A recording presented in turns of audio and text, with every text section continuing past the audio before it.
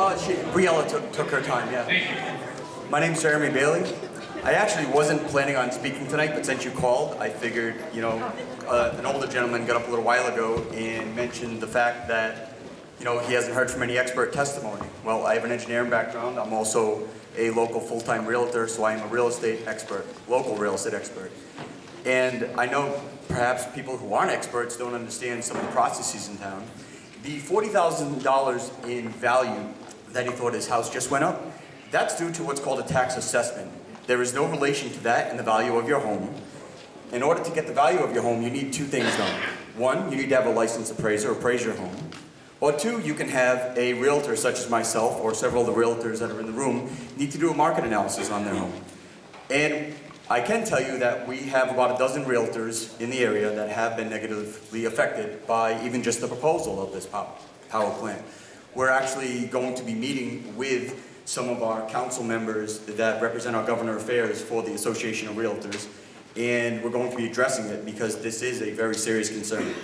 The only other thing I'm going to mention tonight, because again I hadn't planned on speaking, is when David LaCroix spoke earlier, and I do agree, Mr. Nyland has been speaking, giving us a lot of numbers, a lot of facts, but the problem I have is, and he's a very nice gentleman, he lies to us a lot, and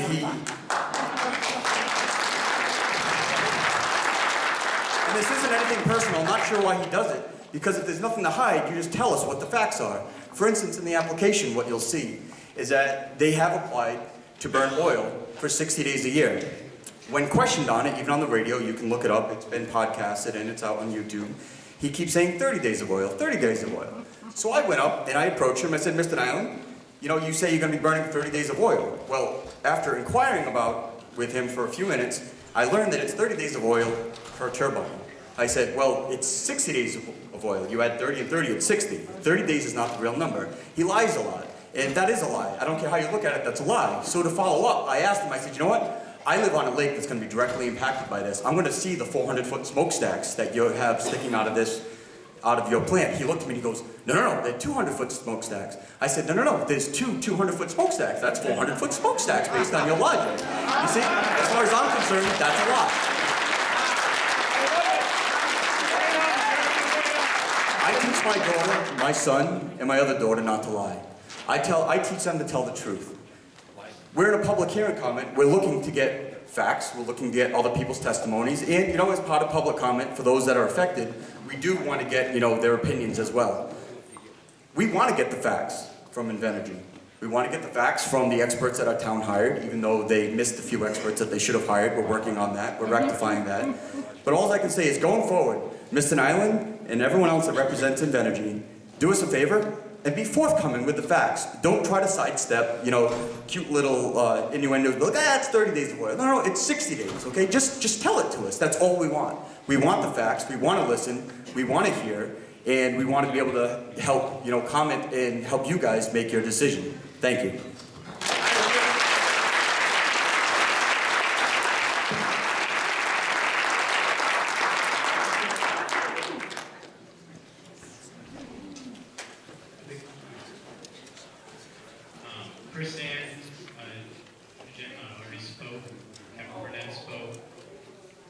Christopher Watson. That's me. I'm yielding my time to my wife. Is that okay? Beautiful.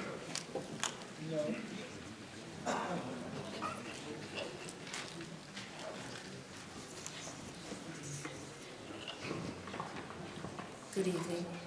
Is this on? You set the time. Thank you. Can you? Okay. Good evening. No? No, it is good evening. He's just setting the time. Okay. My name is Irene Watson, and as a healthcare professional, my interest was in some medical facts. And so I did a little research on it, and I couldn't cover a great variety, and I'm not even going to touch the MBTE thing, but I'm just going to hone in on noise and emissions. So according to Invenergy, they can meet the Burrillville noise ordinance at a level below 43 decibels. However, the experts the town of Burrillville hired indicated that that would be an impossible task. They reported that in an average runtime, noise could not be below 55 decibels, which equates to the sound of heavy traffic. And during startup and shutdown, which is about 2 hours each session, the noise level could be 80 to 90 decibels, which equates to a jet plane taking off.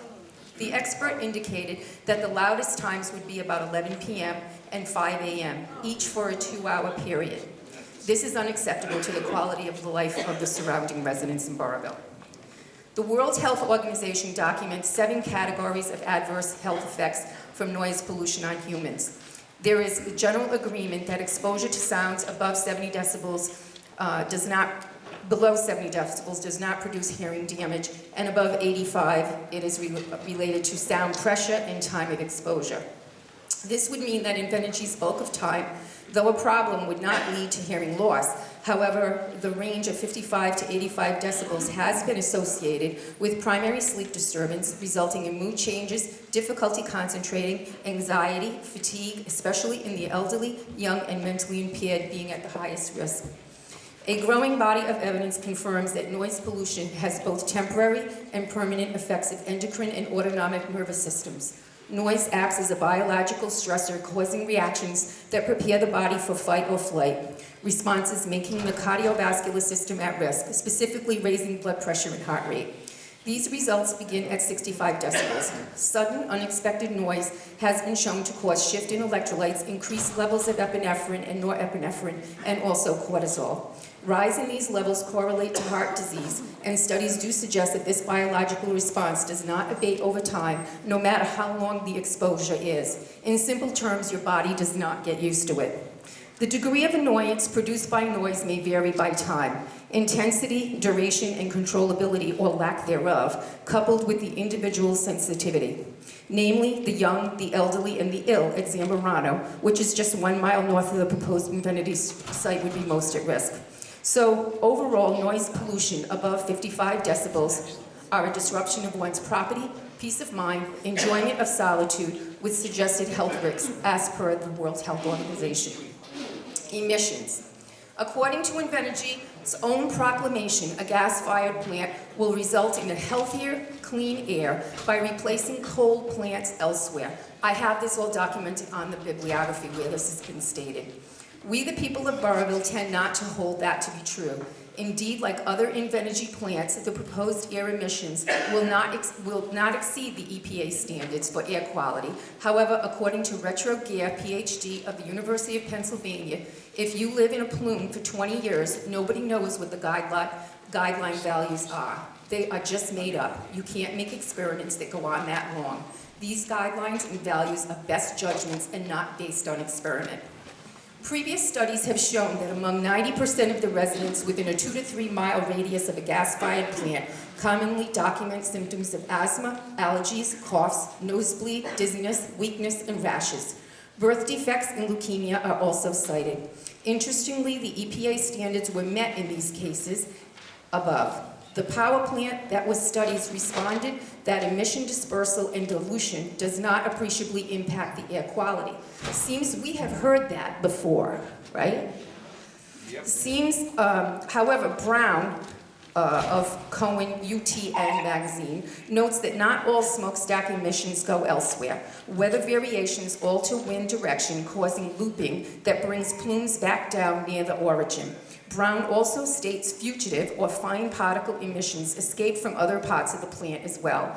Although the emission reduction credits purchased by a power plant to offset the carbon print may be hundreds of miles away, the concentration of the pollution is concentrated in the area of origin. Fine particle matter, PM 2.5, exacerbates cardiorespiratory ailments as well as linkage to potential harm to fetuses. Women exposed to high levels of particulate during their third trimester show a baby's risk of autism doubles, as documented in the Environmental Health Perspectives periodical, written by Harvard researcher Joel Schwartz. In New England, they also found increased rates of mortality all-cause for 65 and older age groups. According to the American Association of Nurse Practitioners Smart Brief of April 2016 and the Wall Street Journal, studies connect air pollution to cancer mortality and premature birth defects. A fine particulate matter study published in Cancer Epidemiology found that for every additional 10 micrograms per cubic meter of particle pollution, it translates to a 22% greater risk of dying from any kind of cancer, and a 42% risk of higher mortality for upper digestive tracts. And I would just leave you this food for thought. Environmental expert David Brown, formerly Chief of State of Connecticut Environmental Epidemiology and Occupational Health Researchers, found frack gas infrastructures and predicts that they will eventually become Superfund sites. He states seeing Superfund sites is the saddest thing because they are usually result from the oversight failures of local government. With that, I ask this oversight board to reject the application of Invenergy for the Clear River project.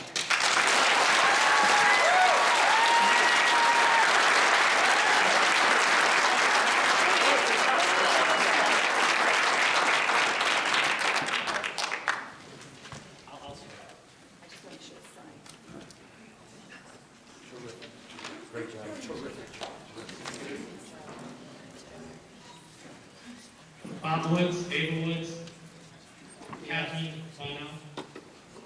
My name is Ava Woods. I'm a 7th generation Burrillvillian. I live at 300 Only Keach Trail in Pasco, approximately a half a mile from the proposed power plant. I want to thank you for hearing us and our concerns and fears about the proposed Ivenergy power plant. I want to start by telling you my story.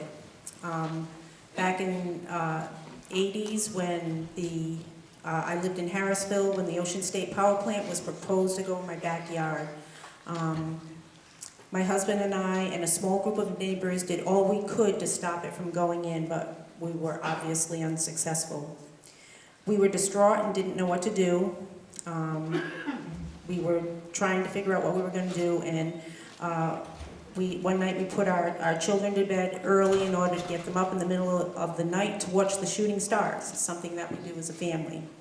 But when we got them up, it was impossible to see the stars because of the lights of OSP. That's when we decided to move. I asked my husband to find us a place where this could never happen to us again. So Bob found 48-acre parcel of land in the middle of George Washington State Park, and we moved. It's now 2016, and a gas-fracked power plant using MTBE contaminated water is proposed about a half mile from my front yard.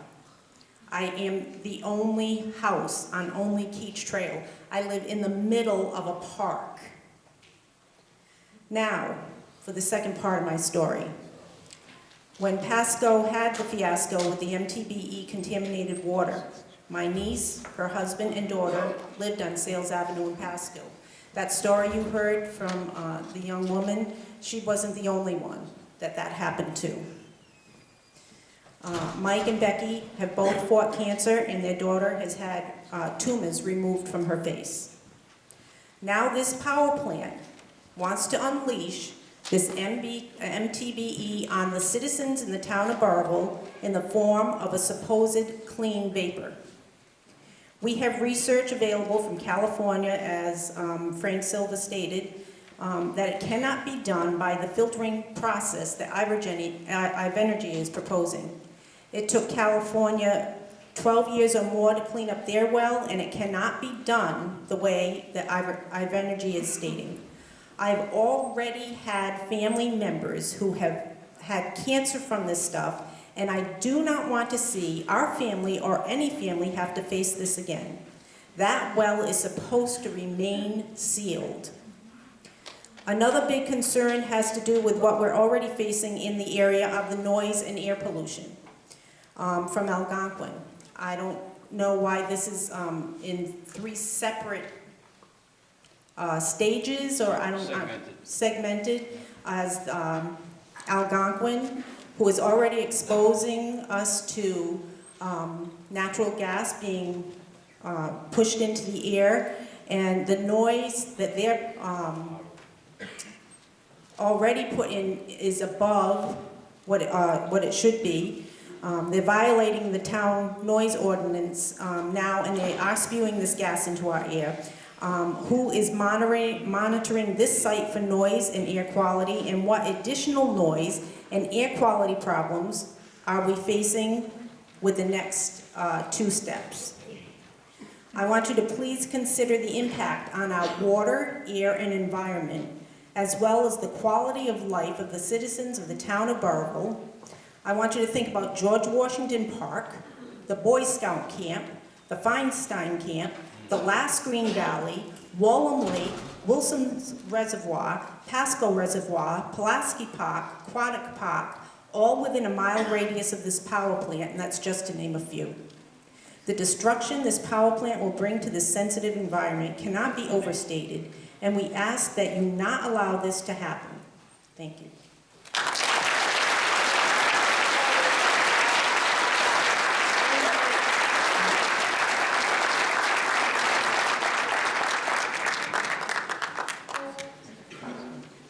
My name is Bob Woods, and I live with Ava.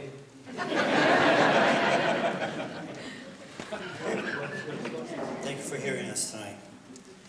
Continuing area of controversy for me is the quantifiable impact that the use of the MTBE contaminated well water would have on our air quality, vegetation, wildlife, and believe it or not, on the good people of Burrillville. I sense something is a little amiss when spokesman Mr. Nyland said carbon filters would clean the water to 99% clean when this has never ever happened. And it is also unbelievable to me that no environmental impact statement has been issued at this stage of the process. In lieu of not having one, I took the liberty to download OSB's impact statement.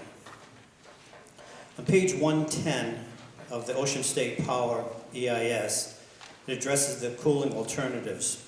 And there were several water sources that were considered for potential sources, but let me draw attention to the abandoned town wells in Lincoln, Rhode Island, where they had a well field of, I believe it was 3 wells that was investigated for that purpose.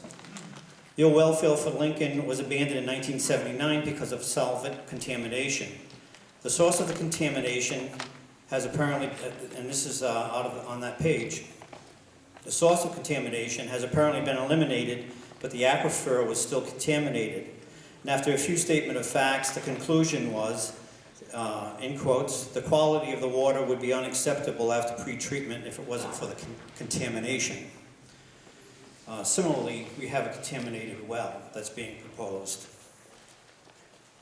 Ocean State Power, the EIS on page 174 speaks to the requirement of alternative sites. There were 88 sites that were alternative sites that were chosen. 56 were eliminated immediately because of the process wouldn't have been practical. But of the remaining 32 sites, Buck Hill site, which was located in practically the same place that Invenergy is proposing their plant on Plat 135, Lot 2. And the Buck Hill, and the conclusion to the Buck Hill site wasn't chosen, obviously, and the reason for that was in that environmental impact statement, it said that the Buck Hill site is in a small rural area, even more sparsely settled than the area of the Halfway House site. In addition, the site is adjacent to Pulaski State Park. The power plant would be inconsistent and incompatible with the recreational activities available at the park. But yet, we're proposing this site for the same thing that was denied in that statement by the Rhode Island Siting Board. Janet Coy, you and I have something in common.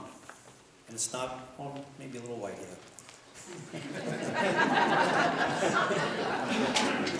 But it was this Department of Environmental Management news release issued July 2nd, 2012. And if I could read this in part. It says the Department of Environmental Management has acquired 189 acres of land in Burrillville from the Boy Scouts of Rhode Island.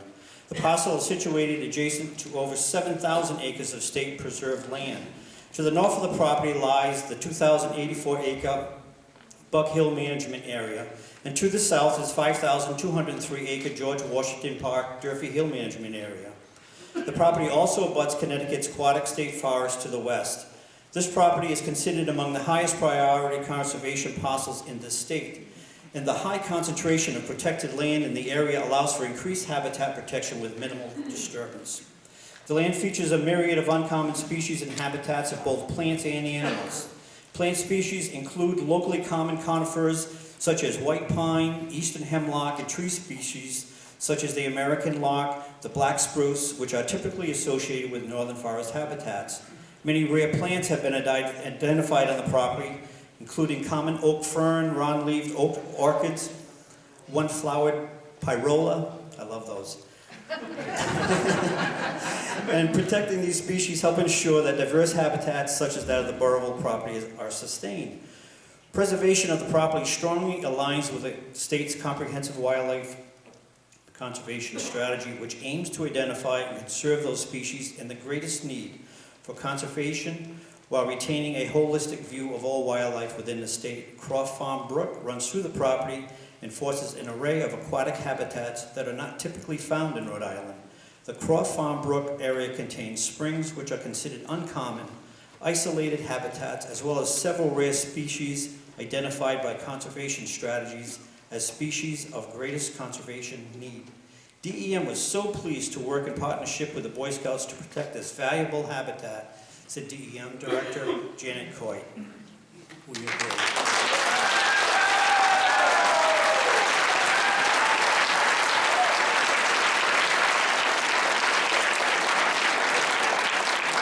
First page of that document, there's a couple of pages through it. It goes on and on and on. I realize that. This is a protected jewel in the state of Rhode Island. Please consider what you're doing. Do the right thing.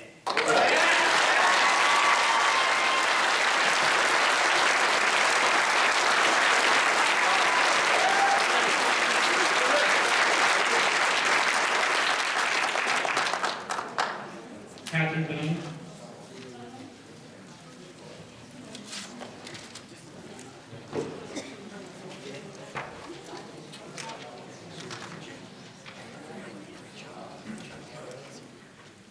Frank Silva. I think we've heard from Jason Atowski.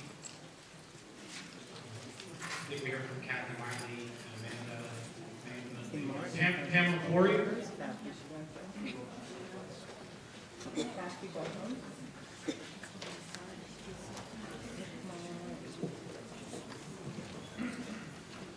Hello, my name is Pamela Poirier. I live at 63 Sales Avenue, Pasco.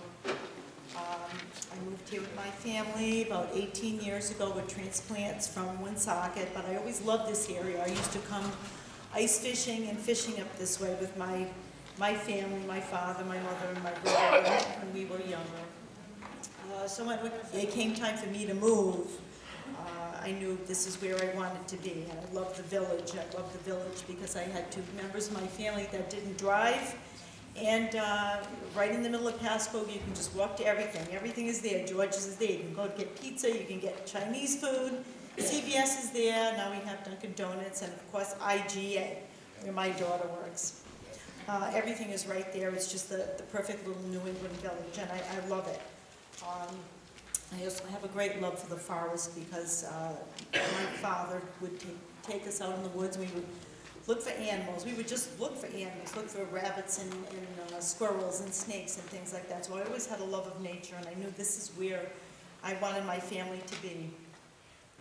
Now that I'm a grandmother, I have a little grandson that I would love to show those things to. And but you know, I realize time goes by real quick, and life truly is short.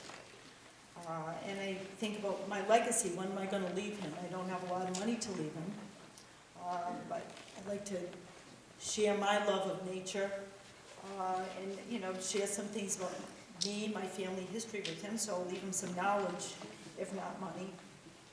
So you start to think about your legacy as you get further along in years, and a lot of us here have more life behind us than in front of us, so we're all kind of thinking about our legacy. So, you know, with that in mind, I was kind of thinking, you know, what could I do? Maybe I would sit and write a letter to him to read when he is older. And maybe to his children. I'll never know those kids. I'll never know those kids. And I won't know their kids. So there's all these families that you'll never know. Your family that you will never know. And we have to think ahead and think about what we're going to leave them. So I know if I were to sit down and write a letter like that, like a letter of introduction to these people, my family that I don't know, I would probably try to tell them some good things about myself, of course, maybe some of the foolish things I've done, so they know that I was a real person. I want them to know that I fought for my town. I cared about the environment. I loved my family. And so I would ask, Invenergy to think of those things too. You're not going to be here. You're dust just like I am. And when all is said and done, what is your legacy going to be? What would your letter be like to your great-grandchildren and great-great-grandchildren? Would you say, gee, I'm leaving you tons of money, more than you could ever possibly want. I'm sorry it was at the cost of hundreds and thousands of families being hurt, displaced, poisoned, but at the time it didn't seem like that mattered too much. So enjoy the money. Maybe it can buy you some new lungs.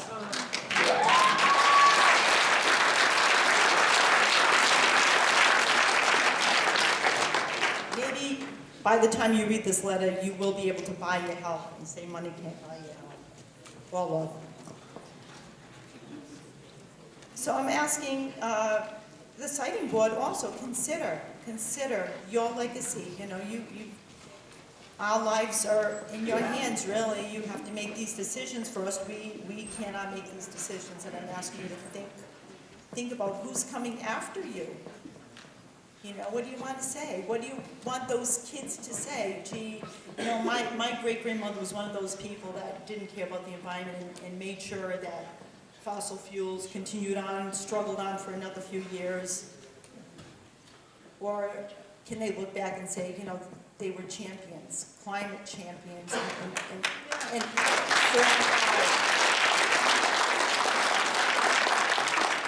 I know you have to deal with facts, and emotion has to be kind of put aside. You people have to look at all the facts, but you are listening to us, so you have to see that side of it, and I think you have a heart. I see a smile every once in a while. I think you do care. I really think you do care.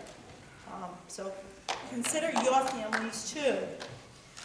And one more thing I just wanted to say, one other person mentioned about the compressor station. We haven't heard a lot about that, but we already have polluted air in Burrillville. You don't see it, you don't smell it, but it's there.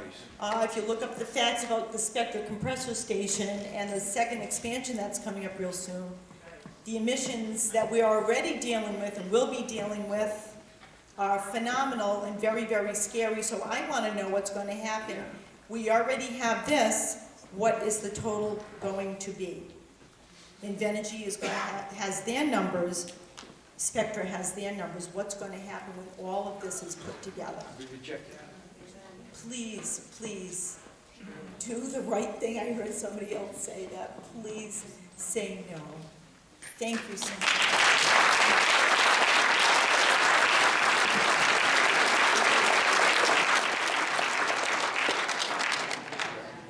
Doris Alver.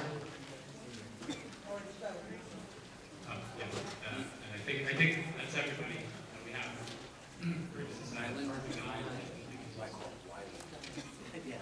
So that's the old side of the sheets.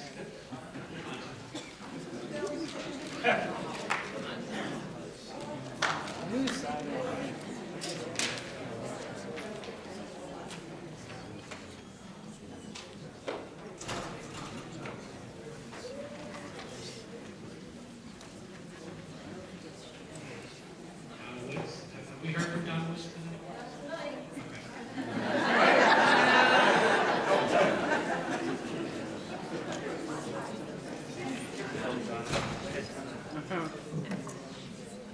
I do want to thank you for coming, and I hope, despite the circumstances, we've been gracious hosts. So I hope that we can say that too at least.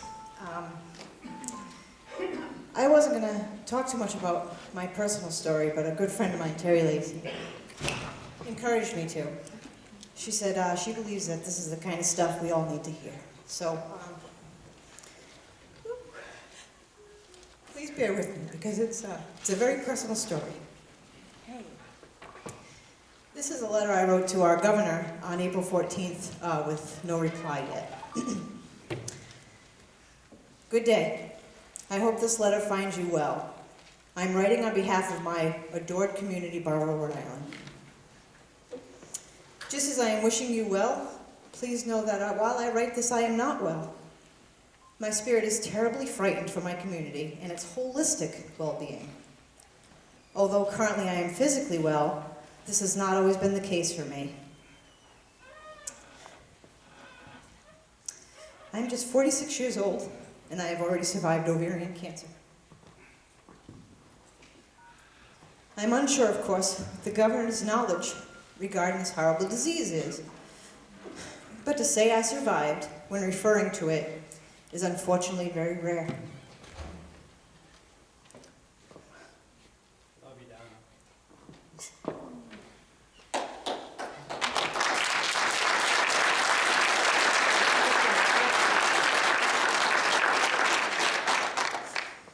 I reach out to you now to say that I am not, nor are my fellow townies, holistically well. Broken spirits will destroy a town, and it is for that reason that I write to you today. If you will allow me just a few moments of your limited time, I would relish the opportunity to share with you why I am pleading for you to reconsider a second power plant in beautiful Burrillville.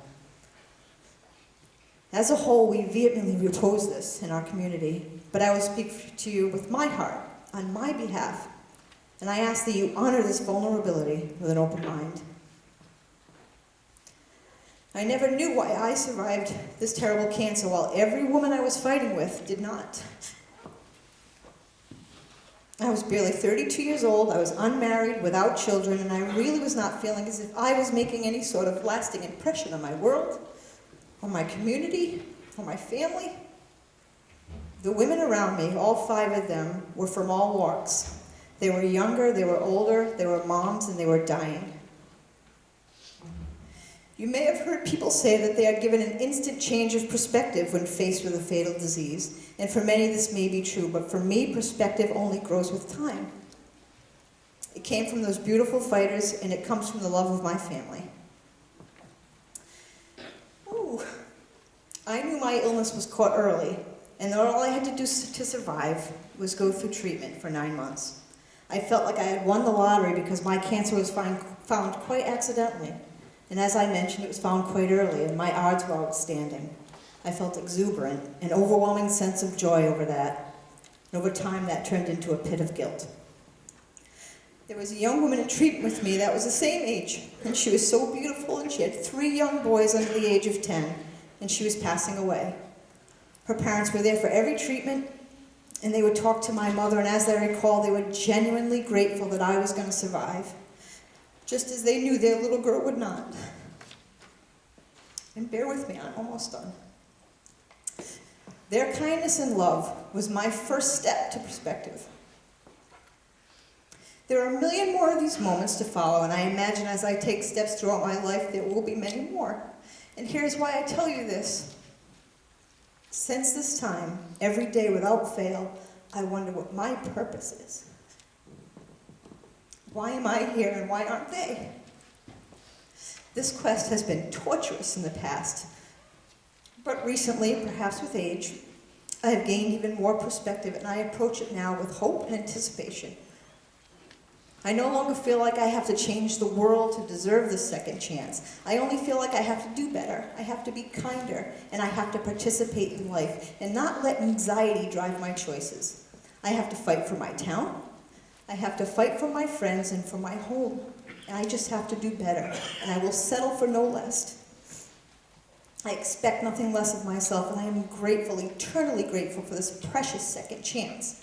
My family is grateful. They believe I already deserve it. I will do better for them. I will do better for that young woman that lost her chance at age 32 and for the boys she left behind. This is a touch of my story, just a small touch. This is my second chance that Invenergy is toying with. My odds are already lower. My chances are already fewer. We have literally been poisoned before in my village, and we already have an existing power plant. Today I write to you to beg you to let me wake up in my own hometown with anticipation and expectation of doing better. Allow me the ability to pay it forward without the fear of losing everything. My family believes I deserve this, and I want to try every day to believe myself.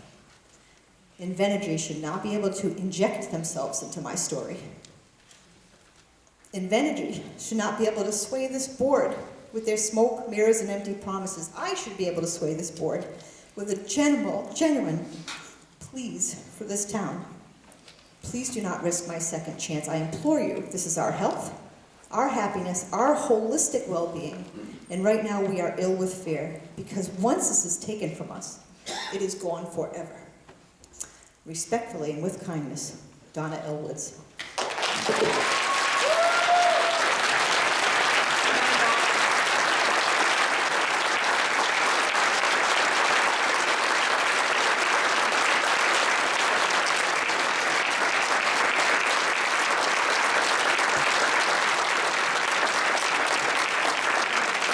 Fred Capizoli, Thomas Trimble, Lee Hilton. Good evening. Good evening. My name is Fred Capizoli. I live at 1758 Wallum Lake Road, about 1.5 miles away from the proposed site. I thank you for having this meeting and allowing me to speak. I wrote down some thoughts today. It's not meant to insult the board, or any members of the board, or Invenergy themselves. It's just my thoughts. I'd like to read it. I thank you for allowing me to speak, but I'm not really sure why. From everything I hear at these meetings, it seems to be a done deal. According to my state representatives, there's nothing they can do about this project. According to my town council, there's nothing they can do about it. And the governor that appointed you people wants his plant put in. So not really sure if anybody's listening to us. I hear stories that the taxes will be good for the town, then I go to the town council meeting, and they say the power plants are exempt from paying taxes. So what tax money is it really going to be? I believe it's just the taxes on the land. There's so many stories and inconsistencies floating around, it's hard to know what to believe. But I'm here to tell you my story. You wonder why people don't believe in government anymore? It's because one part of government doesn't seem to be talking to the other parts. About 6 years ago, I went to a meeting from the Department of Agriculture on how to take care of your property. Owning 37.5 acres of land, I thought it would be a good chance to find out a different way to utilize my property and to make things better for my land. I met a woman named Kate Sales, who works for the Department of Agriculture. She told me she was going around Rhode Island talking to large parcels of property owners and asking them to keep their land rural. She was telling me that the state was taking large parcels of land and turning them into commercial use, and they were trying to reduce that. I started to work with Kate immediately and put my land into open space. I worked with a forester and created a forestry plan, which cost me about $2,000. My land is now in the forestry program. So on one side of the spectrum, you're asking me to keep my land rural and not develop it. And then on the other spectrum, you want to take some 2,200 acres and put a power plant in. This in a way don't make any sense at all. But I think the biggest thing that frustrates me is when I see people come from out of town and tell us, what frustrates me the most is when people come out of town and tell me that Burrillville hasn't done their part. Burrillville has done their part. We've had 2 power plants in town. We have a compressor station. And the catastrophe that everybody says will never happen has happened. I'm asking you. I don't think anybody should else have to go through this. But if somebody has to do their part, maybe it's time for somebody else to do their part. All I ask you is let us live in peace. Yes. Thank you.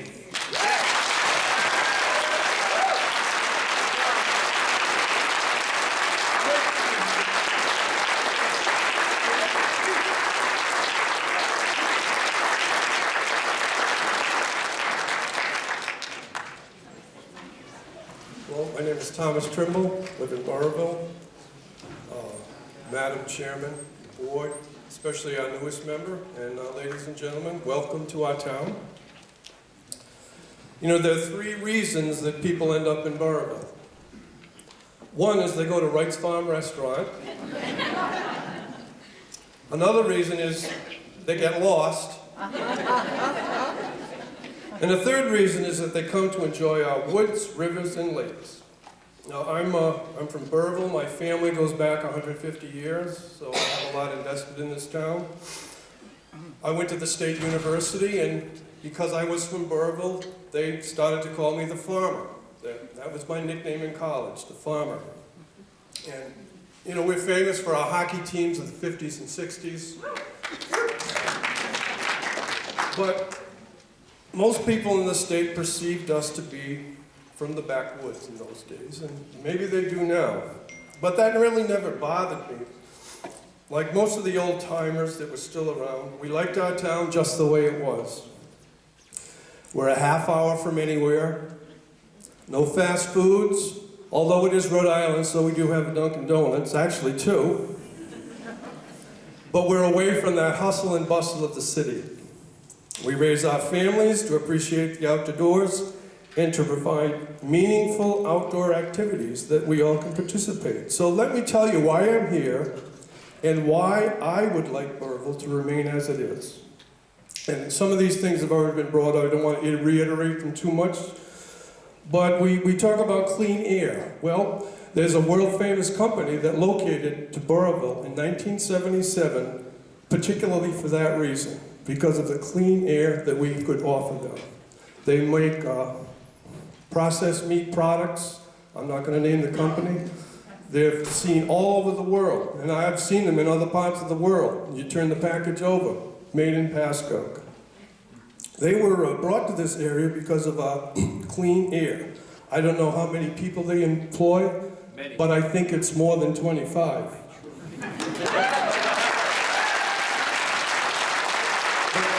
Since the main reason for locating here was pure air, I would think they would not remain here should this power plant be sited. Another famous facility we mentioned was Zamorano Hospital, and I won't go into that, founded in 1905, where the patients would sleep outside year-round because of the pure clean air they had. Zamorano Hospital also is located on Wallum Lake, a 322-acre natural lake. Now, this isn't like the other reservoirs we have in town. Wallum Lake is a glacial lake formed after the last ice age. It's deep. You can see the rocky bottom from 20 or 30 feet, clear down to the bottom. It's unlike any other kind of lake, on a par with the Finger Lakes in New York, Lake Winnipesaukee, but of course on a lesser scale. But nonetheless, it's a pure, clean lake. This water source for the Wallum Lake Hospital, Zamorano Hospital, years ago, as I remember, it required minimal treatment for it to be drinking water. And as it so happens, Wallum Lake is one of the sources for the Clear River that meanders down through town. Now, I find it ironic that we're calling this, the proposed plant the Clear River Energy Plant. Actually, Pasco takes its name from the native tribe, the Nipmuc tribe, in this area. And it has to do with the place where the snakes cross, or something to that effect. I'm not sure. And I'm sure they had their own name for Clear River, although I never heard what it was. I do know there was an encampment up on Clear River that the old-timers would talk about. I've been there, I've seen some of it. So I wonder what they would think of this siting, this plant here.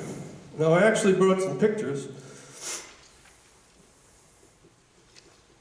of this, okay. These are one of the clear streams with native growth hemlocks, long growth hemlocks.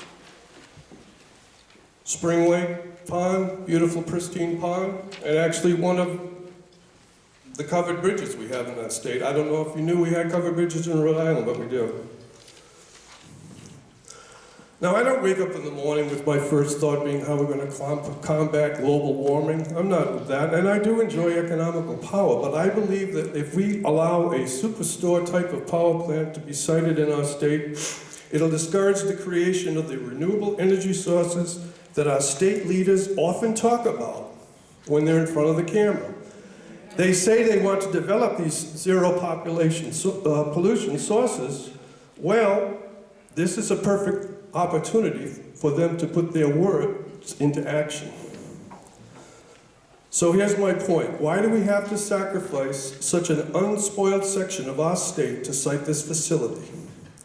We like to talk about the fine quality of life we have in Rhode Island, and I agree. Move to Rhode Island, enjoy all the outdoor and cultural benefits. We see the flyovers of Providence, and we think of Providence, we think of Jamestown, Narragansett. Nobody flies over Burrillville. Who cares about Burrillville? We do. Whoever goes there.